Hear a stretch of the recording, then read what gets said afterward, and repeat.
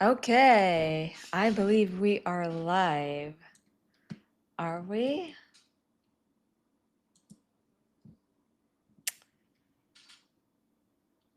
Hello. It's 3:59. We are about to start this live presentation. Say hi if you can hear me and you're here to have a good time.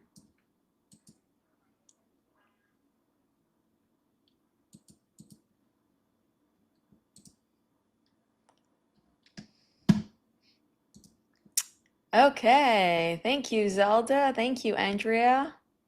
And hello, Ariel. Hi, John. Hi, Kitty.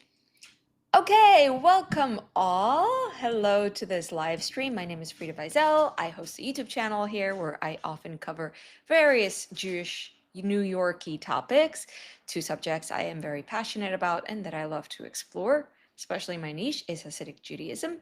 Welcome to everyone who is a friend, a follower, a watcher, a lurker, or just new and popped in for the first time. I am working on getting into the habit of doing presentations. It's now the summer for me, and so I have a little bit of time to try to practice presentations. Once the fall comes, I'm going to be very busy, so I'm trying to use this time to get a little good at this so that I can start doing presentations perhaps on a monthly basis. We'll see how that goes.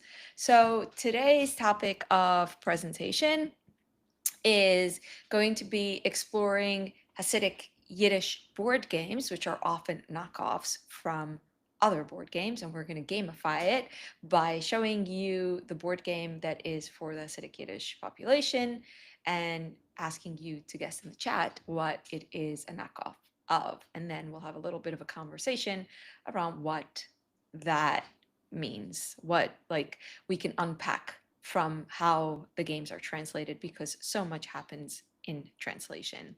So here's the program as I am envisioning it today. Of course, we're going to be flexible, but I'm thinking for the first 10-15 minutes from 4 to 4:10 or 4:15, we're going to just do some setup, housekeeping, and chats. I'm going to see who's in the chat. I'll just do maybe some announcements, just a casual chat. Latest 4:15, but somewhere between 4:10 and 4:15 time, we start the presentation. So if you're not interested in the chats, jump ahead, especially if you're rewatching at a later time. And on that note, I should clarify, this is being streamed on August 5th at 4 o'clock p.m. New York time. So if you're 2025, so if it's a different time, you're just rewatching a live. So we're going to do it about 10-15 minutes in. We're going to be doing the presentation where we'll look at games, and I'll watch in the comments what you see. This time, for the first time, I have a moderator with me to keep an eye on the comments to make sure that if trolls enter the comment, I don't want you guys to be bothered. So make things a little, hopefully run a little more smoothly.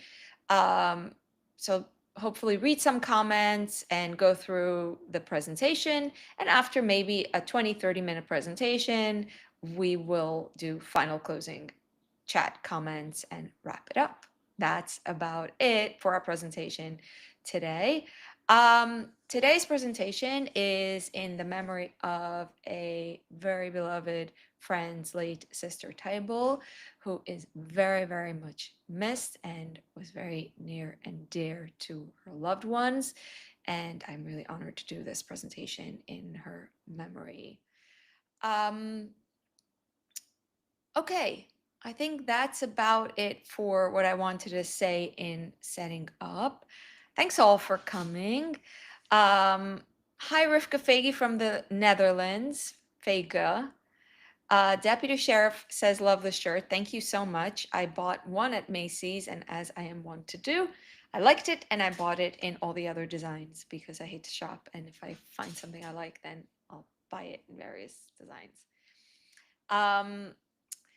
Of course, Marco says hello. Hi, Marco. I'm so happy to see you. Rexman says hi. Sheila says hi from New Zealand. Terry Marie is here again. Hello from South Africa again. I'm happy you're here again.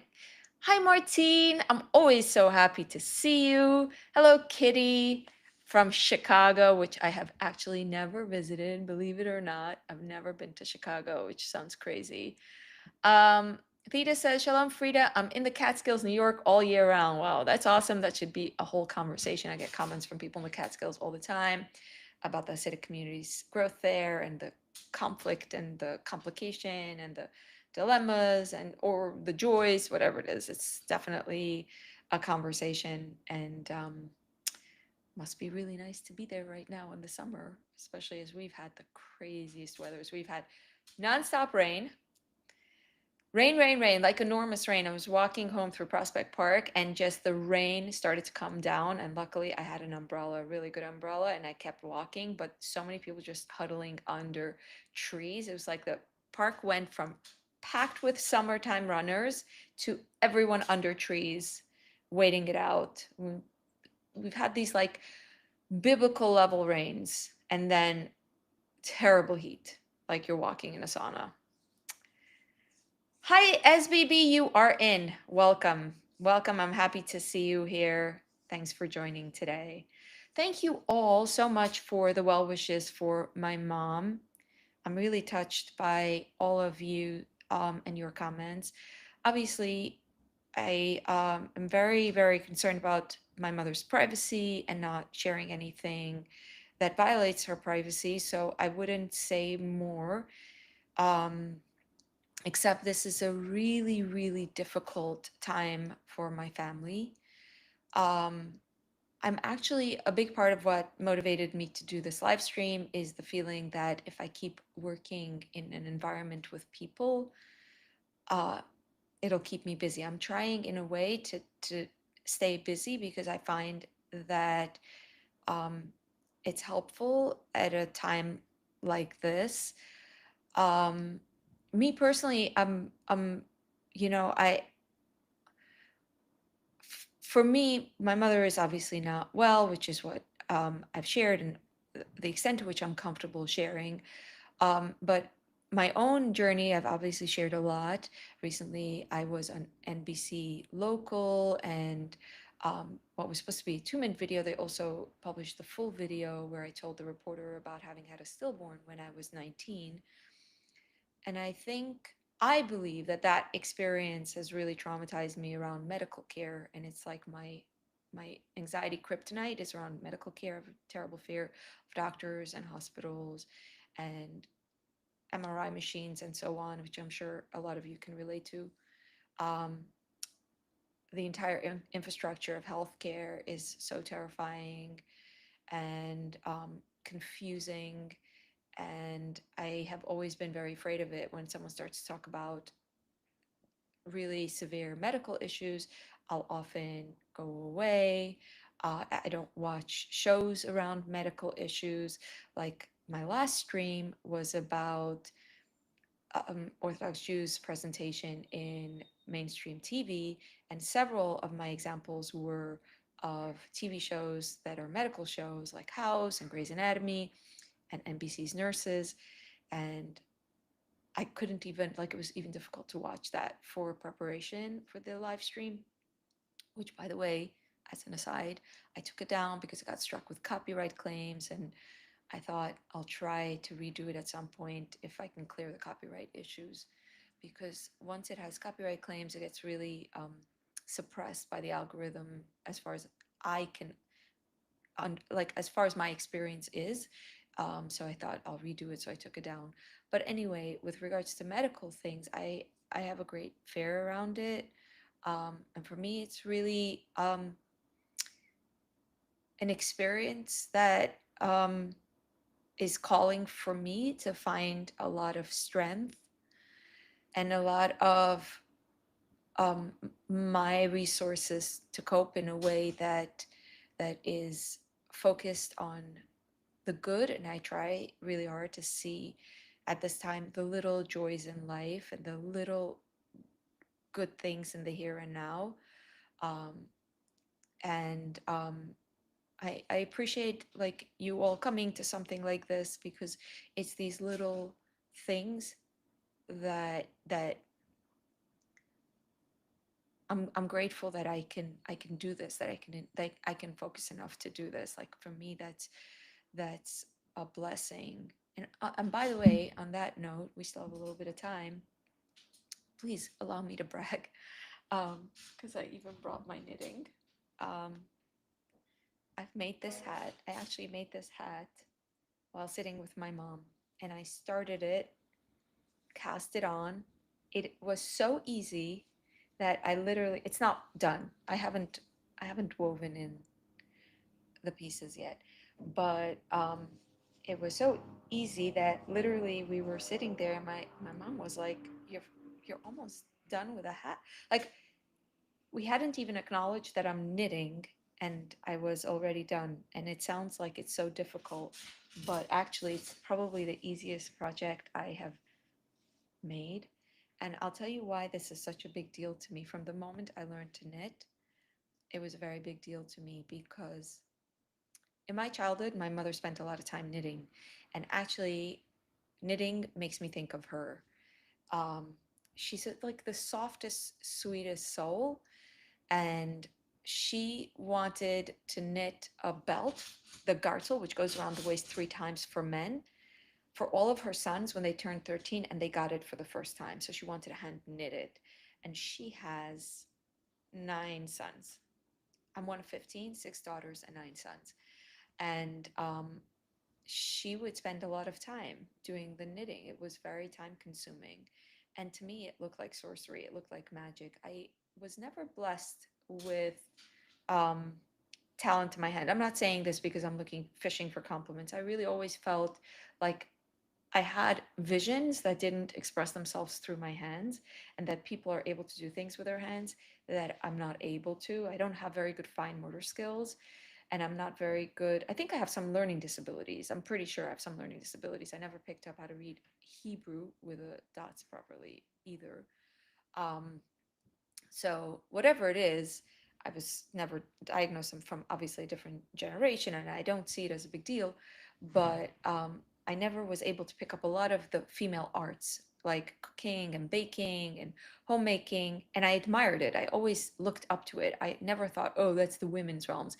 It always looked magical to me, in the sense that I always believed that women bring a lot of exceptional skills to their work.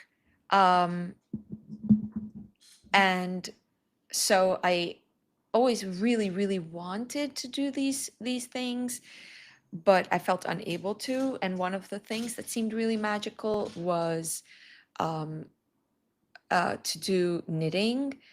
And so let me just make sure that it looks like the sound is good. Let me know in the comments if you have an issue with the sound. Um, Sorry. So what I was saying about knitting is that I would watch my mother knit, and I'd be like, wow, that is amazing. She's this like miracle worker. I could never do that. And then recently I was at an event, and we had a lot of lectures, and I'm very fidgety, and a woman came up to me and said, you're really the right candidate for knitting. My father had an illness, and I had to sit at his bedside for a lot of time. And knitting was like really saved me. It helped me pass the time. And I said, I can't knit. I have really bad, like I don't pick up these kinds of motor skill things. And she sat with me and she taught me. And I left that conference with like a bundle of yarn and knitting needles. And I went home and I picked it up again and again, and I came to really love it, because it made me feel like a connection to that soothing part of my childhood that I associate with my mother, her soft hand, the way that she would like get into that quiet space in such a loud house. And also because it's a beautiful, like, it requires a lot of like skills. You have to understand patterns, you have to learn new things. There's so much room to grow. Anyway, so I'm really grateful for having learned how to knit. This morning I tried to start a dish towel with a bicycle picture, and I've undone it 3 times, and I have nothing to show you because I did it wrong. But anyway, that's the story with my knitting, and it's been very meaningful to me. And I'm very grateful, like small gifts that connect us. I feel almost like it's like such a lucky thing, and so I'm so grateful to have learned this little thing that connects me to my mom, to be able to do that now in such a difficult time.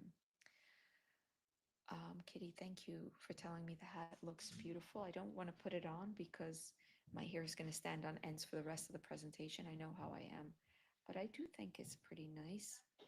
I'm not so good at picking colors. I'm really overwhelmed at the yarn shop. Okay, it's time for the presentation. I just want to read one comment about knitting.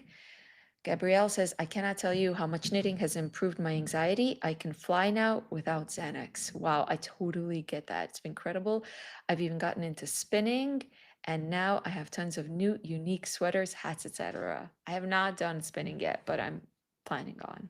Okay, well, it's presentation time.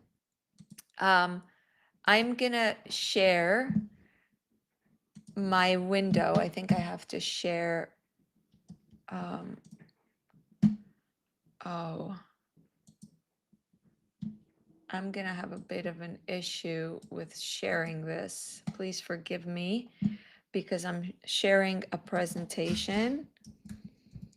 And I have it ready here, but because it's a presentation, it's not letting me share it except my whole screen, which I might do. But if I can help it, I wouldn't, because then you'll see my comments. So you'll have twice comments. Okay, I think I got it. Welcome to the presentation. We're going to share Hasidic games.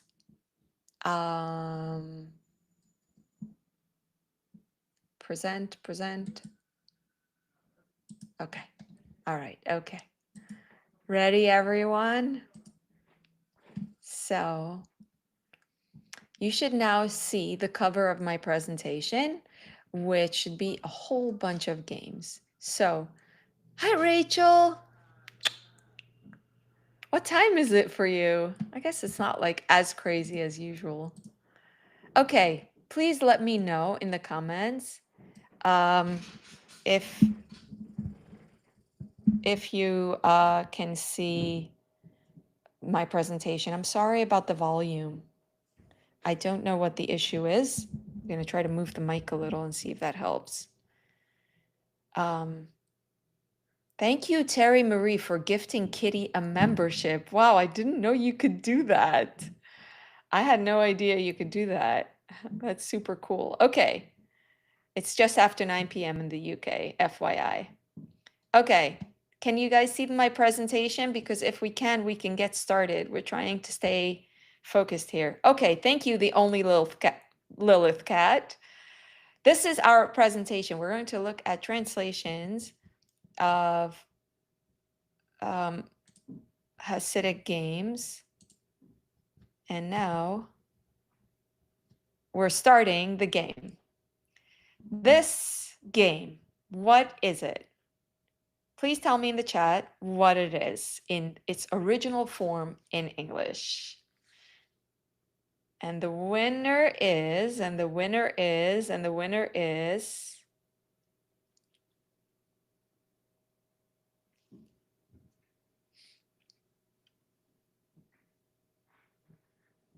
Thanks, SBB,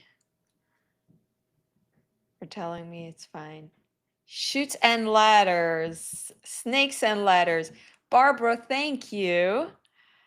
And Mindy also wins some points for saying shoes and ladders. Thank you all. Yes, you're right. Okay, Barbara is the winner on this round, but let's have a look at how it's been translated by this very now established company that has been, I think, in business for like 20 years, creating entertainment for Hasidic children. I saw the creator of this brand. It says Kinderspiel. I don't know if you can see my mouse. It says Kinderspiel. Say that when he translates a game, he's trying to make sure it's not just a translation, but also is imbued with values. So the translation means good values, and it says play in the park and enjoy. and it's the character development game. So you can see there's an English um, instructions, and it says, when a player reaches a picture of a good trait, he then receives a reward and he can proceed onto the ladder, getting closer to the aim of being a Bal Midos, which means of being a person of good character. When a player reaches a picture of a bad trait, he then gets a punishment. He slides down far away from the aim of being a Bal Midos. This game will bring into the children's hearts a willpower and strong feeling towards having good midas, good character, and will teach them to have refined character traits, thus being looked upon greatly by everybody. Play with joy. And again, here you can see how these games are about values. And I think all games are values and teach us things. I always believe this thing. I don't go by the theory that it's just a game, but the values that are specific to this population are really interesting. For instance, as you can see, the board game here is very focused on interpersonal exchanges. For instance, this old man is carrying bags. You see that in spot number 28, and the child helps him with the bags. He goes up. So that's an interpersonal assistance. These children in block 87 are fighting, and therefore one of them ends up with a broken arm. Again, an interpersonal element. So it's not so much about God. It's not like between what's called by Udam Bainudim Lamukam, I think, between man and God. It's between Bainudim Lachbaida, between man and his partner, which is what presents itself a lot with these games. And it makes sense for such a hyper-social society for focus on getting along and interpersonal skills being so important. Okay. We're going to move on to the next one because there is like a 30-minute lag between when I say something and when you see it on your end. I'm just going to read some comments in the meantime. Andrea says, I can't spell. Lol. Whoever said shoots and ladders, bamboo shoots and ladders. Well, shoes and ladders are on a different level. Rudlex says, oh, hi. Barbara, thanks for winning this round. Shalva, hi, Shalva. Shalva always leaves such sweet comments. That's sweet game. Do they have a version with girl images? That is such a great question. And that's actually something I have remarked on in a post I did about this. They don't. And that, I think, is something else to have a conversation about. What is the impact of boys and girls playing a game in which only boys are represented, right? And that's also something I think about. All right. So let's go on to the next one. What is this game? And it so happens, after an enormous hunt, I actually own it. And many thanks to Lee Avenue Photo for not only being an amazing place, not sponsoring this video, by the way, but I take my tours there and they're so generous. The owner has been so sweet, allowing me to come with NBC and the AP and just being kind and good and charity oriented. But also, after I said in a video that I did about their store that I'm looking for this game, they told me about another toy shop that they saw sells it. And that's how I came to own it, because another toy shop sent me, because Lee Avenue Photo told me there's another toy shop that stocks this. So let's see who guessed what game this is. Oh boy, okay, you guys are really good in this round. Badger wins this one. It is Monopoly. It is a very old version of Monopoly. This is probably the first Hasidic translation, and analyzing how Monopoly was translated, like I think 50 years ago, it was in my childhood, maybe not 50, maybe 40, maybe I'm 40 years old. When I was a little kid, we had this. But analyzing how this was translated in comparison to how it's translated today with a contemporary version really tells you how the Hasidic community is changing and becoming more American, more capitalistic, less like extremism, because this game, I will tell you, is extreme. It has, you can see on the corners, it has an afterlife, it has afterlife section. So Handel Ehrlich means deal honestly. If you speak German, Ehrlich is ehrlich, I think you would pronounce it. Handel is to deal. And it's all about values, and the cards are really extreme. I actually recently learned that it was created by the head of Netzir Karta, which is a faction anti-Zionist group, or a big personality in Netzir Karta. I don't know if it's the head, but you can see there is a heaven, which looks like a really nice stream, and a hell, which is the jail spot. This is a really interesting game, and I'm telling you, I could talk about this for a whole other video, but just to give you a sense, these are the cards, and I'll just read a random one. Says, you looked at what someone else had and you were jealous on them. That's one negative card. Or you cut in the line. It's an embarrassment for God. You made a bad impression on Jews. Or you helped the Zionist country. You are associated with evil people and nothing good will come out. Only bad things. Repent. Sit in yeshiva for 2 rounds and pay the yeshiva however much it costs, for every whatever. I'm not going to go into all the punishments, but it's like that. It's about modesty, girls laughing out loud. Very striking translation. Very, very piety oriented, what I'd call like the extreme faction of the Hasidic community. Here it is. This is what it is. And here you can see the heaven and hell up close. Here is an example of how it's very anti-Zionist because it was created by this anti-Zionist personality. It says, you spoke Hebrew, you Zionist, for 3 rounds, you can't buy anything and go to hell and pay 500 punishment to the bank. Now, this game is very, very out of print. It is really not something that I think the contemporary generation wants to give their children. The contemporary generation is much more like, well, we don't have to pass on all this trauma, rigidity. Like there's a lot of that attitude I hear from people, and I think it's reflecting of what people want to do with a playtime, that it shouldn't feel so punitive and so like moralizing and more fun. And so this is the contemporary version, which is Deal Spiel, and is there's actually a prison. There isn't a burning fire hell, and it's like a school bus. You can see it's a totally different value system, and it's really, business is like very important to this population. And it says, make a deal and enjoy from a lively game. Okay, that's that. Let's see what you guys are saying before I move on to the next one. Marco says, fantastic. Rachel says, oh, wow, and has a little sweat drop. Yes, Kitty, super interesting game. We should all play it together in a live stream. I just don't know how that would be possible. Joycey says, an afterlife instead of jail. Exactly.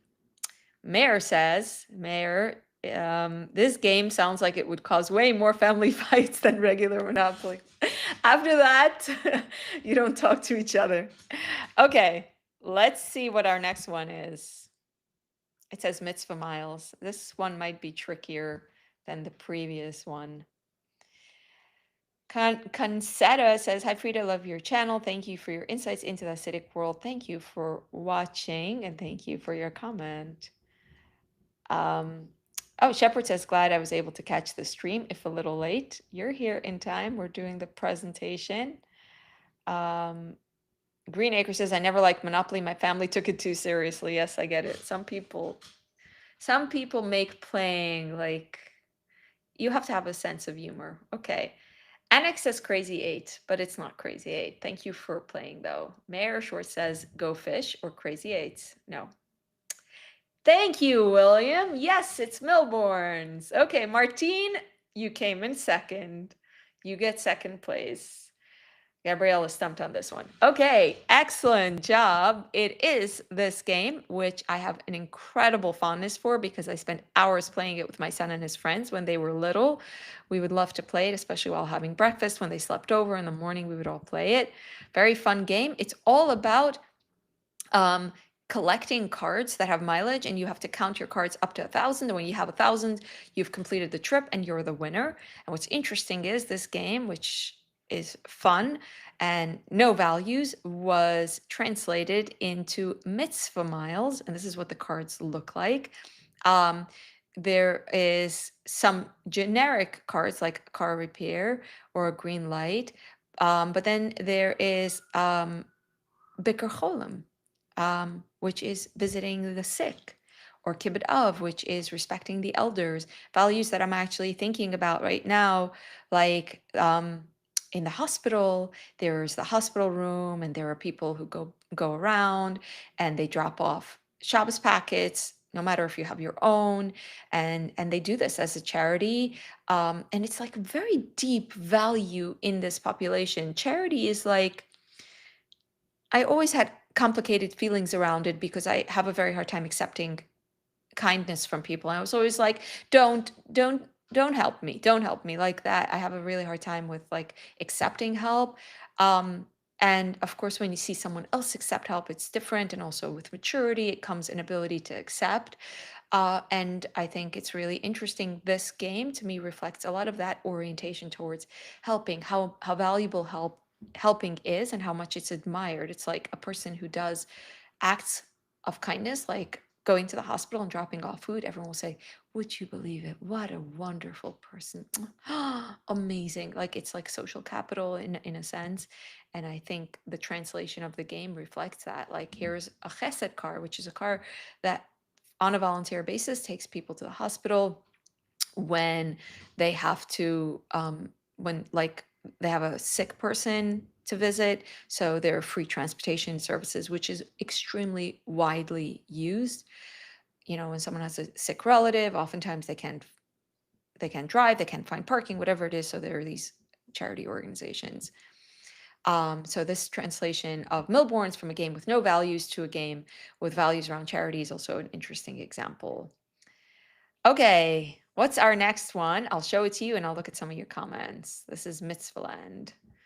Okay, so saying go to jail sounds better than go to hell. Well, both of them sound, I don't know.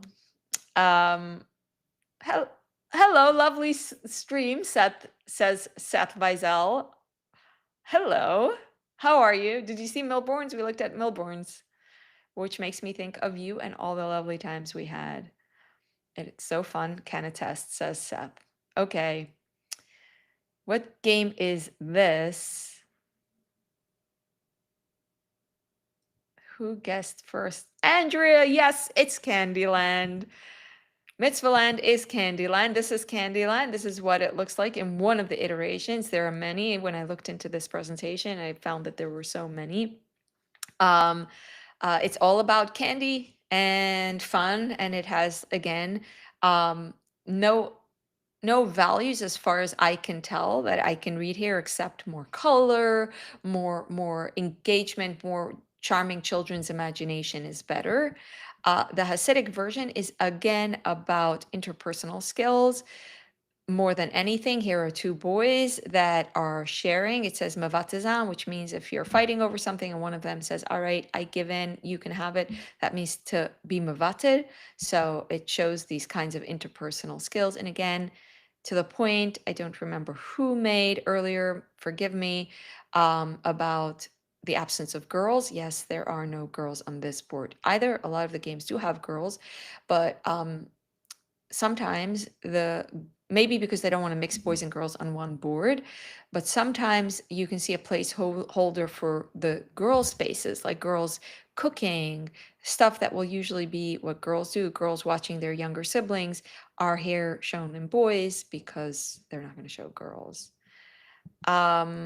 Here they're helping the older man. These are pictures. Last time they were in Snakes and Ladders, they were cartoons. Rachel, you're doing great. Here are up close pictures of the board. Here it is. All right, let's go. Now this one might stump you guys. Let's see. Deputy Sheriff says it's easier to offer charity than it is to accept it. That I feel that. I feel that. May we not need to accept, but may we know how to accept graciously, because I think accepting is also a gift.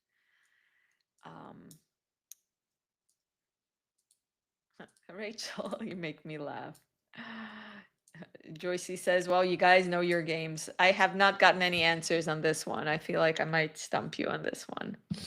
Andrew says, I have no clue. It is cute. This one looks like Candyland too. It is not, Colleen. Life, it is not life. No, neither. Kitty and Mayor, it is not life. Martine says 2 in a row I've never seen. You will see maybe the English version. It's not a very popular game. So you might not know what it is. It's not life. I'm gonna give it another minute and then or another few seconds and then I'll spoil it. Thanks, Debbie, for trying. You get a participation trophy. I used to try and cheat in these games, but then forgot whose turn it is and who's in and cheated on myself. There's a little girl. Great point, Gabrielle. See? Is it Gabrielle, Gabriella? I'm not sure. Yes. Good point. See? I'm glad you pointed that out. Oh, I don't know what I'm missing here. We're in Chocolicious, one of the... Wow, I'm so young here. You're not going to hear the sound, I think. So I don't know if I can play this, but I'm showing you here what Pekelech are. This shop is even closed. That's how long ago it is. And my hair's long and I'm wearing contact. This is a long time ago. This is 5 years ago. But I don't know if you can hear the sound. So I'm showing you what Pekelech is, which is the title of the game. Let me wait a second. Faggy says, will not spoil this one. I'm guessing you know. You can spoil it because I'm about to spoil it.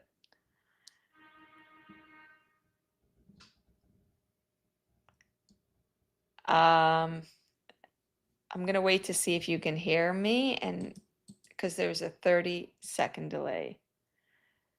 And I want to know if you can hear the sound on the video that I'm playing. Oh. Of a 3-year-old's first haircut. Okay, so in that, when he gets the side curls. I'm gonna see if I can move the cursor back so you can see. I always bring my guests here for a Pekelech, which is a special bag of candy that you give on life cycle events like the birth of a boy or the celebration of a 3-year-old's first haircut when he gets the side curls.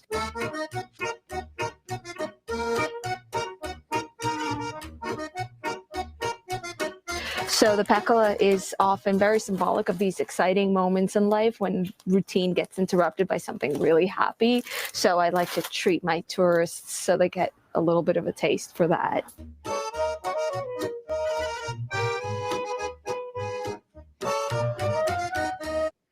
Okay, so that's the name of the game, Pekelech, which is the baggie of treats that you give on special occasions. That's from a video that I made 5 years ago, and it is a location that is now closed. I no longer have the opportunity to take my tours, and I don't talk about Pekelech on my tours anymore. I used to start my tours with Pekelech, which I really liked because it allowed me A, to feed people right off the bat, and B, to talk about life cycles, to frame my tour around life cycle events. So we started by going to candy shop and talking about the role of candy in festivities. Like we would talk about absence of Valentine's Day, absence of these traditional moments of giving candy, and the Pekelech instead. So that was like the values around Pekelech, and there was a game of collecting different ingredients of Pekelech, which is a translation of, this is the game, banana split. So banana split is a similar idea where you collect cards of various different ingredients and form your banana split. So you can see it's like similar to how Pekelech, I mean, it's the same thing as Pekelech, and to be completely forthright and transparent, I never played Pekelech, so we can look at the instructions. While playing the Pekelech game, the player will enjoy a fun and pleasant game with a lot of nash and Pekelech. Collect the nash needed to create a yummy Pekelech and earn points. After all Pekelech cards are played, the player with the most points wins the game. In order to complete each Pekelech card and earn the points indicated, players collect the nash listed. So it's like collecting different candy, and I don't know exactly what that means. Okay, here's Banana Split up close. None of you guessed,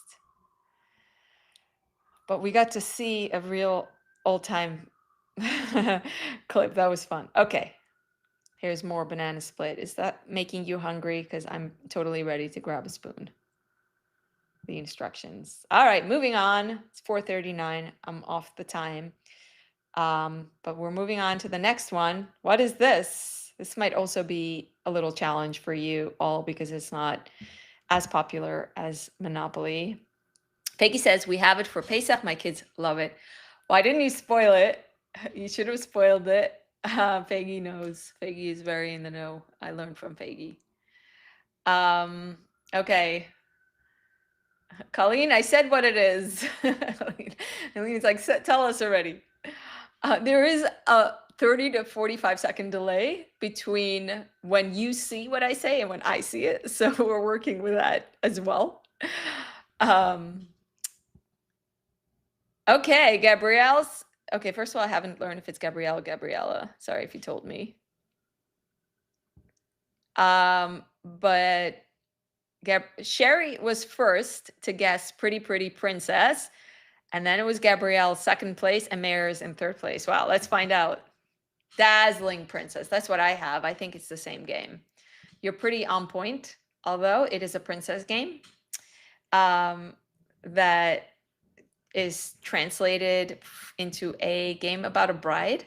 Be the first to dress up with all the jewelry and you will be crowned a bride, which is really interesting. Speaks to how the princess fantasy that seems to resonate with a lot of girls is here presenting as a bride. And there's so much to unpack there around girls and values and the moment that they feel like a princess, which is when they are a bride. And on that note, like moments where girls role play different moments in their life and put on the accessories of that are reflected in other games, like here where they dress up as a mommy and they light candles. This kind of game really, again, is all about the children enjoying to play out what they see happening around them and also learning that these are the high points in their life to look forward to. So like when an outsider might be like, oh my God, you got married at 18, arranged marriage, so awful. You must have like hated it in the context of the values, the community norms and so on. There's such a different context in which that happens than often like might be what outsiders see. And I know a lot of people will sometimes feel like these things are brainwashing, which to me feels like a very harsh word because I think princess stuff is also brainwashing. I mean, we can all use these harsh words and sometimes we decide to use it and that's fine.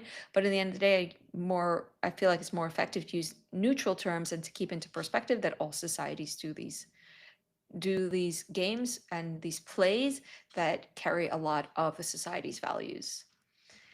Mira, hi Mira, I'm happy you're here, says, Frida, a kala is like a Heimische princess, which is true.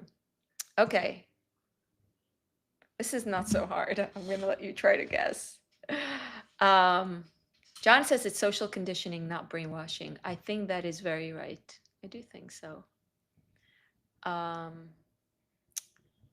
Faggy says a lot that secular society views marriage as a sad thing. I don't know that that's necessarily true as much as it's this ridiculously pompous industry that you get into at 25, 30, 35, and you do this like all your life. You dreamt of doing this insane lavish wedding instead of it being something that is more like modest and a rite of passage that comes and goes at 18.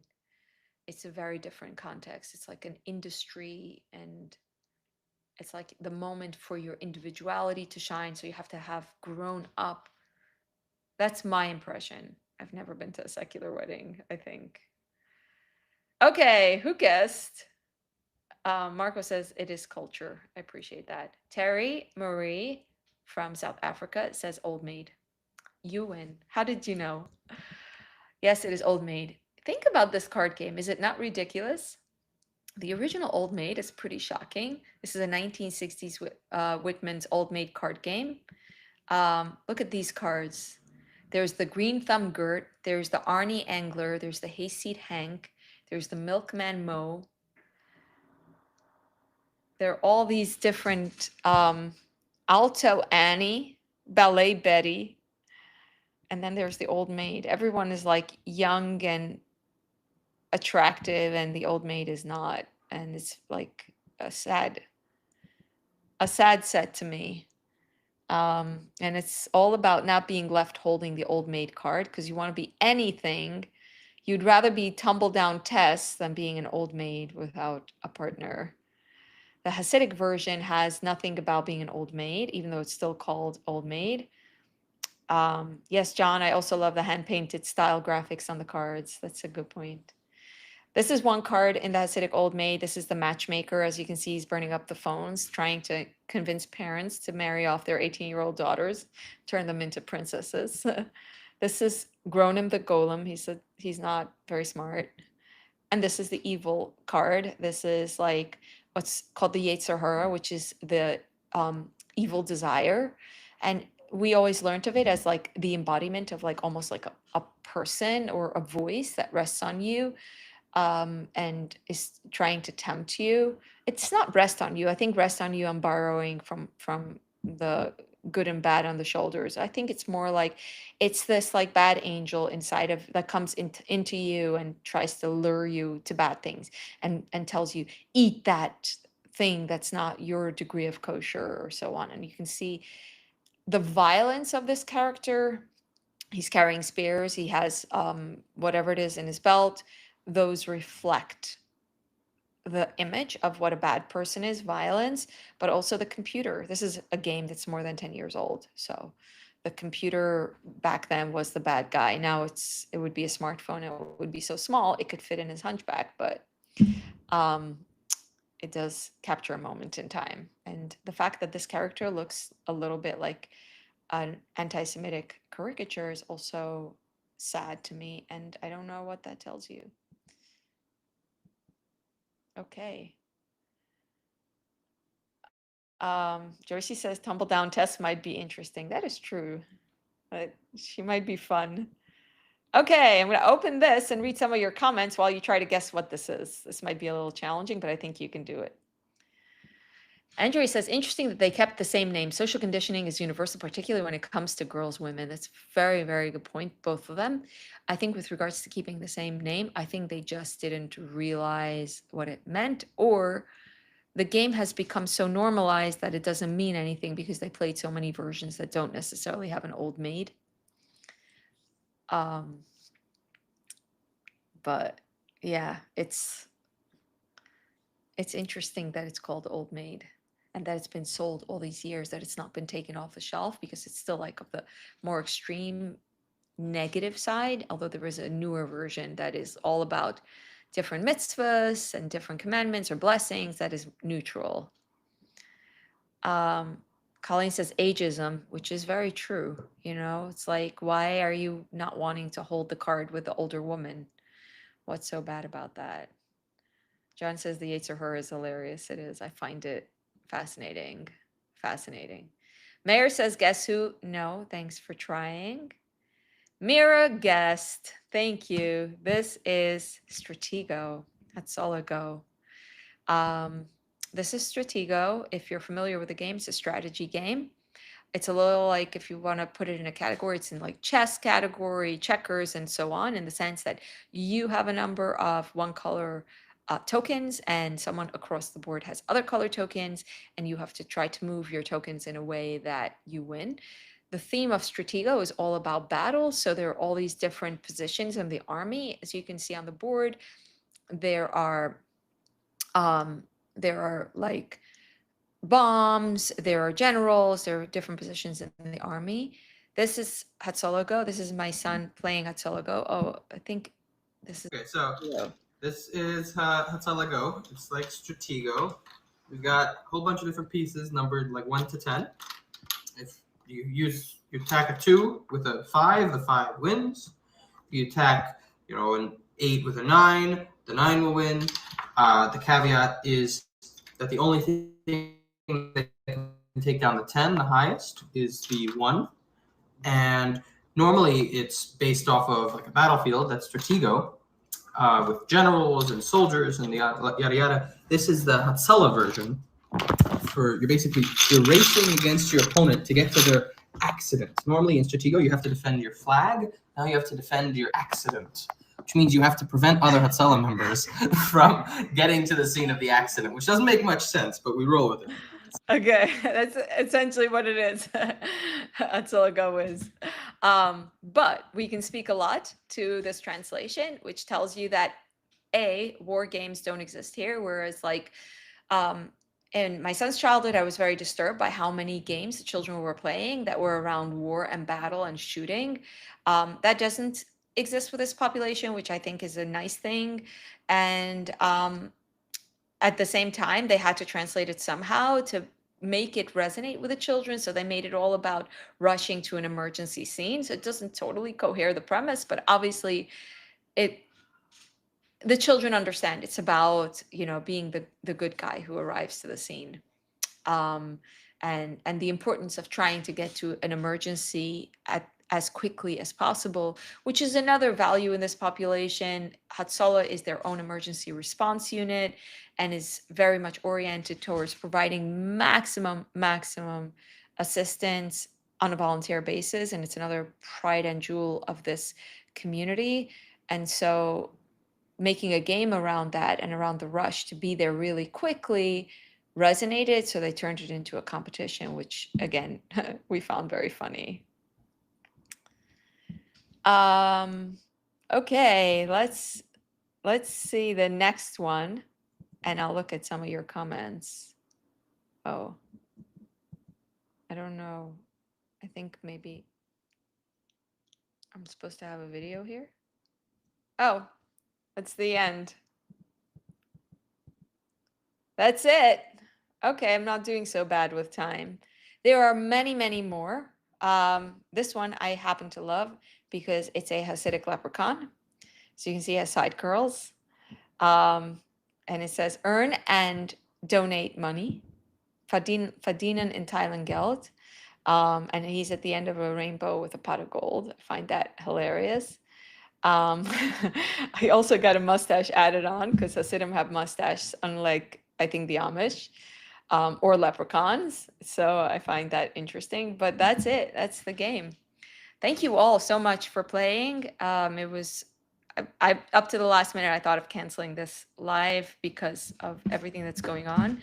And it was a really nice distraction. So thank you all for being here and for playing and for your company and for winning. All of you have won, even those of you that are watching later. So that's the end of our presentation. I'm going to read some of your comments and then we'll call it a night. It's 5 p.m. nearly here in New York. Opera clarinetist says emergency, which was pretty close to what the Stratego game was. Martine said it doesn't look like anything I know. Michael said Hatzalah Mischak Ambulansim. Thank you for writing in Hebrew. It's called Hatzalah Go. Dreamers of Dream. Sorry, said I wouldn't mind. An old maid could be anyone over the age of 25, says Andrea. Oh boy. That's crazy. May we all live long to be old maids and maidens and men in good health. It is not Battleship, although that makes me think of Battleship, which was a game I played in my childhood. Colleen says this looks way better than Stratego. I would have preferred to play that when I was young. I hear that. Hi, Sarah. Sarah Bloomberg. Bloomberg was on my tour, and I'm happy to see you here. I love his shirt, says LC. Thank you for noticing Seth's shirt in that presentation. He is wearing a shirt that was made by a wonderful woman that I work with who used to help me with my blog in my early days when it was much more technically complicated. Sharon Kuta-Kelly, she's a poet and a PhD. And it's a drawing of my two cats, Chloe and Mona, and I gave it to him, I think, as a birthday present. And it's, I think, really nice. I like that I got the 3-leaf clover. Is that what it is? The lucky leaf, Rachel. Thanks. Irish Hasid. Well, there are a lot of redheaded Hasids. I've been getting a lot of comments about redheaded Hasids. Red is a recessive gene, and people are surprised to see so much red in the Hasidic community, but there's quite a bit of red. Terry Marie says, thank you so much. This was fascinating. So many games I've never heard of. Thank you so much for coming and for that gift. I have no idea how that works, that anyone gifts memberships. I know that you're supposed to be able to do that, but I don't know how. And thank you, Andrea. Andrea says, thanks for coming. It's a nice distraction for me since my dad's still in hospice. I hope it's okay that I read that. Thank you for sharing, and thank you for always sharing. You're a real friend. I am thinking of your dad, and I am understanding, and um, I think, yeah, life has a way. Um, May we all find comfort and peace and not suffer. Um, Hannah says, this was such fun and also educational. I'm so glad you thought that. Jeff, were you here this whole time? Neat cyclists and double parked minivans as pieces for the Hatzalah game. Thank you for being here. And that is funny, and that is very true. Right now, there are garbage trucks, but without cyclists, it's not the same. Those of you who know, I've been doing a little bit of content about the bike lane. It's probably, I published a video about the bike lane in the Hasidic community. It's probably my most downvoted video. A lot of people who are very animated about the bike lane are like very unhappy with that video, and I'm getting a lot of dump. I'm like, why are you hating on this? But I do understand it's a very live wire topic, and a very complicated situation. And actually, I'm gonna go bike to Williamsburg tomorrow, and I don't know what I'm gonna do about the bike lane being moved. I love the bike lane, so yeah, I'm also part of this experience. Shalva B. MB McDonald says, have to go. Be well, everyone. Be well, all of you. It is a shamrock. Okay, thank you. Um, well, be well, Shalva, and be well, all of you. Final comment, a few comments I'll read. Chava says, thank you for sharing about yourself earlier. I very much relate to your struggles with dexterity, studying, and housework. I learned I am on the neurodivergent spectrum only 5 years ago at age 53. Wow. That's really interesting. I relate to that. I have a lot of I find a lot of things that are easy seem to be easy. What do I know? To people are a struggle for me. So I appreciate what you're saying. Um, yeah. John says Barkley captured a redheaded Hasid in Canby with a matching Strimel. So to put this comment to context, John is like the most awesome person in the UK that does amazing content on the Hasidic community. Please, John, leave a link to your work in the video after I finish the live so people can find you. I get like so much I learned about the UK Hasidic community from John, who's really open-minded and wonderful and vegan. Am I allowed to say this? Which I also admire. And there's a guy in Canby in the UK, which is this new Hasidic settlement. Not so new anymore. There was like a documentary about it called Canby, the Promised Island, I think. Very good. It's available for free on Tubi, so you can watch it. Where I first learned about this community of Hasidim that are going from Stamford Hill to a new neighborhood. And there is a street photographer there who does all sorts of street photography. I follow him and I look at all of his stuff on Instagram. And he does some really interesting collaborations with the Hasidic community. I really like that he asks people if he can photograph them. There's something very humanist and humane about his work that I really like. So that's two people you guys should follow. John, who is a different username on Instagram. Please post it, and also the street photographer. Well, thank you all so much for being here, and I wish you all a good night. And please share your thoughts in the comments. And thanks, of course, for playing. And to the winners, I got nothing for you except my thanks. Good night. Bye.